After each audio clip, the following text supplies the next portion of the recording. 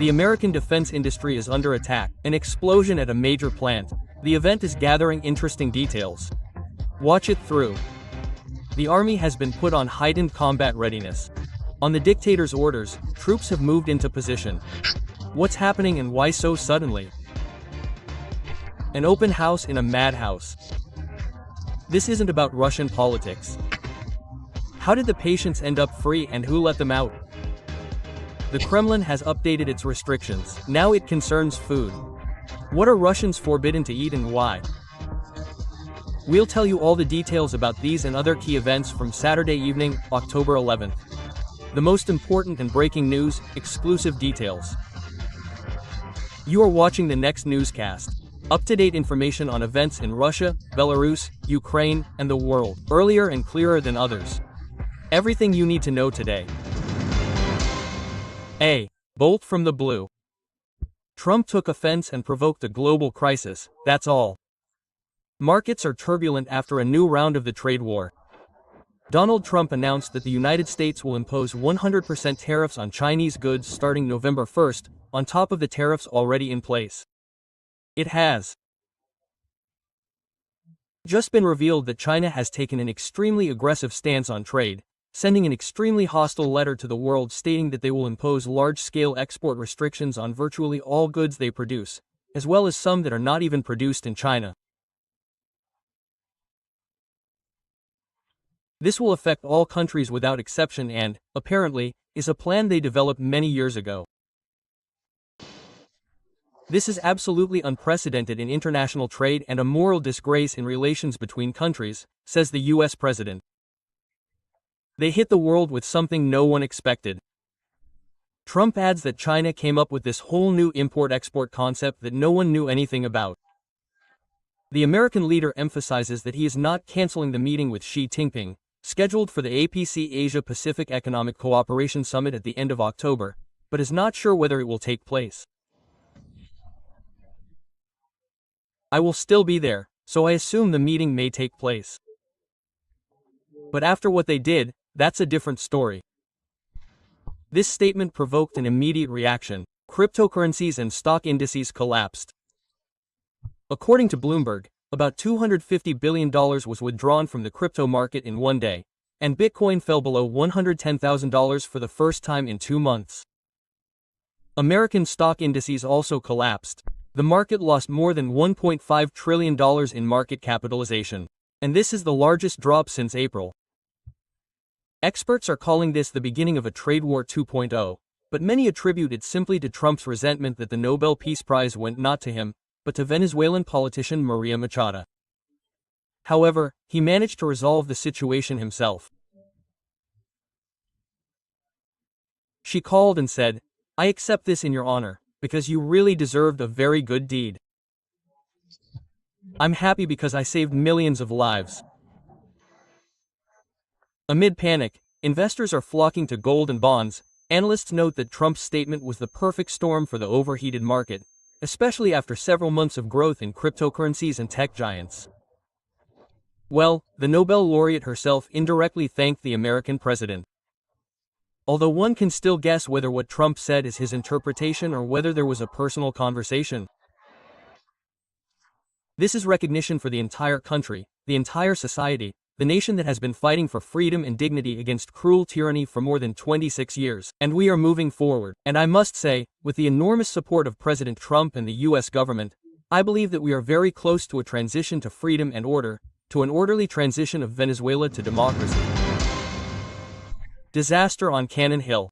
A powerful explosion thundered at an explosives factory explosion.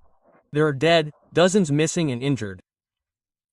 This morning, a powerful explosion followed by a detonation rocked the Accurate Energetic Systems plant in Labelville, about 50 miles west of Nashville. According to the latest reports, at least 2 people were killed. Several were injured, and at least 19 are missing. Charred ruins and destroyed cars are at the scene. Residents of nearby communities report strong tremors and damage to homes. Have you seen the building yet? Can you describe it? Describe the building? It's gone. There's nothing to describe. It's gone. Once again, this is the most devastating scene I've seen in my entire career. AES is a long-standing defense and aerospace contractor that produced a wide range of explosives and energetic materials, including products for the U.S. Department of Defense and Department of Homeland Security. The plant consisted of several production buildings and quality control labs and was a key employer throughout the region. The cause of the explosion has not yet been determined. An investigation is ongoing. Federal and local authorities are involved. Experts note a high risk of secondary detonations and a threat to the environment, so the area remains cordoned off. A snap inspection of the armed forces' combat readiness has begun in Belarus. At Lukashenko's direction, army units have been placed on the highest level of combat readiness and have begun moving to designated areas, the Ministry of Defense reports. No one has specified what these designated areas are or why they are being carried out now. The military is carrying out a series of measures to put troops on combat alert, from mobilizing equipment and personnel to deploying field command posts. We have reviewed regional media and have been unable to determine the exact destination of the troops. According to unconfirmed reports, the southern and western borders of the Republic may be the destination. If you have any information, please send it to us or write in the comments below the video. The inspection is being conducted by the State Secretariat of the Security Council, which is coordinating the actions of all involved agencies. The authorities clarify that the goal is to assess the Army's ability to fulfill tasks to protect the state in a rapidly changing environment. Situation. That was a quote. Our team exists thanks to you. Support it so we can continue our work. Pyongyang once again demonstrated strength, and did so under the bright lights of a military parade. Large-scale celebrations were held in the capital of the DPRK to mark the 80th anniversary of the Workers' Party of Korea, where the country's leader, Kim Jong-un, declared a new era of glory and showed the world weapons that Pyongyang calls the most powerful in its history.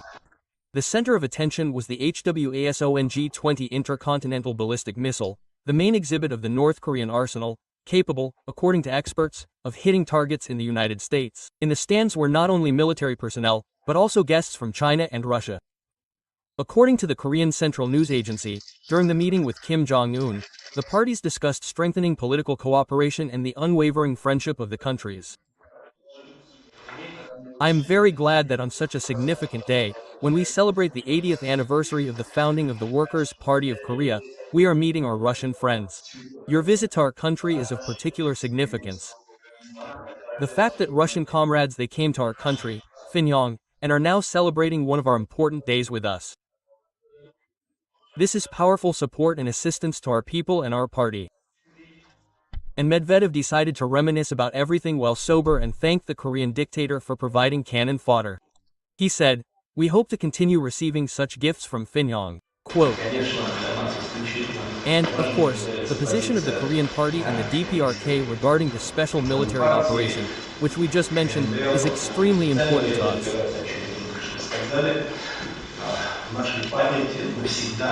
And the heroism of the soldiers who defended our land and came to our aid will forever remain in our memory.